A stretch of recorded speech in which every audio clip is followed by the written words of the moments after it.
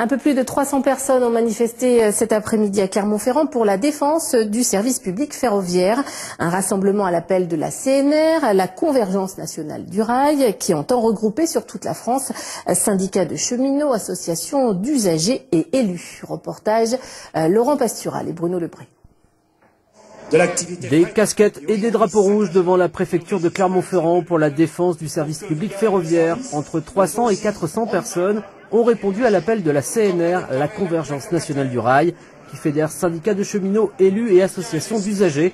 Parmi les orateurs, l'ancien secrétaire national des cheminots CGT, Didier Lerest.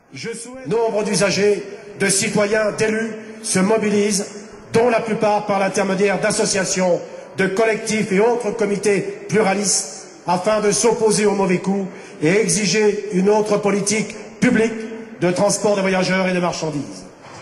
Pour sa toute première manifestation, la CNR n'a pas choisi Clermont-Ferrand par hasard. Moi je viens de Lille, mais de nombreux camarades viennent d'ailleurs. On s'aperçoit qu'effectivement c'est de plus en plus compliqué de venir à Clermont-Ferrand, de plus en plus long. Et donc ça nous a semblé intéressant, cette symbolique aujourd'hui, de nous regrouper et d'avoir cette première initiative dans cette jolie ville. Les Strasbourgeois, les Rennais, aujourd'hui, c'était pas possible de venir à Clermont-Ferrand. Et pourtant, ils auraient bien effectivement voulu, mais c'était pas possible. 2 exemples concrets. Parmi les manifestants présents à Clermont-Ferrand, beaucoup d'usagers qui se battent pour la préservation de la ligne Neussargues-Béziers. Est-ce que la ligne Béziers-Neussargues est rentable? Non, elle n'est pas rentable.